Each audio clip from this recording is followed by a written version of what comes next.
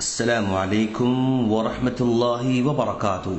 سامعین، آج کی اس مجلس میں ہم آپ کے سامنے چوتھے پارے کی مختصر سے الفاظ میں خلاصہ بیان کرنے جا رہے ہیں۔ اس پارے میں بھی دو حصے ہیں، پہلا سورہ آل عمران کا بقیہ حصہ اور دوسرا سورہ نساء کا ابتدائی حصہ۔ پہلا حصہ جو سورہ آل عمران کا ہے، اس کے بقیہ حصے میں 5 باتیں بیان کی گئی ہیں۔ سب سے پہلی بات، خانہ کعبہ کے فضائل بیان کیے گئے ہیں۔ یہ سب سے پہلی عبادت گاہ ہے اور اس میں واضح نشانیاں ہیں، جیسے مقام ابراہیم، جو حرم میں داخل ہو جائے اسے امن حاصل ہو جاتا ہے۔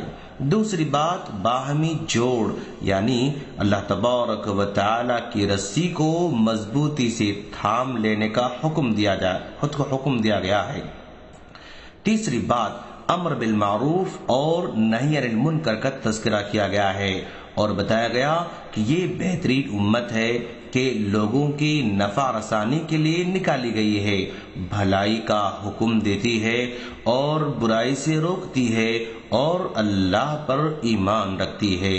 چوتھی بات، 3 غزووں کا تذکرہ کیا گیا ہے، جنگ بدر کا تذکرہ ہوا اور غزوہ احد کا تذکرہ ہوا اور تیسرا غزوہ حمراء الاسد کا ذکر بھی کیا گیا ہے۔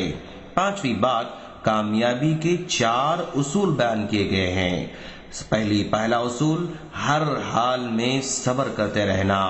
دوسری بات، ایک دوسرے کو صبر کی تلقین کرتے رہنا، باہمی تعلقات کو مضبوط رکھنا، تقوی کو لازم پکڑنا۔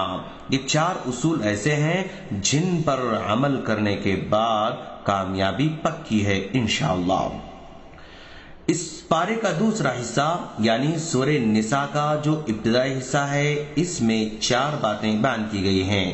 سب سے پہلی بات، یتیموں کا حق بتایا گیا، یعنی ان کا مال ان کے حوالے کر دیا جائے۔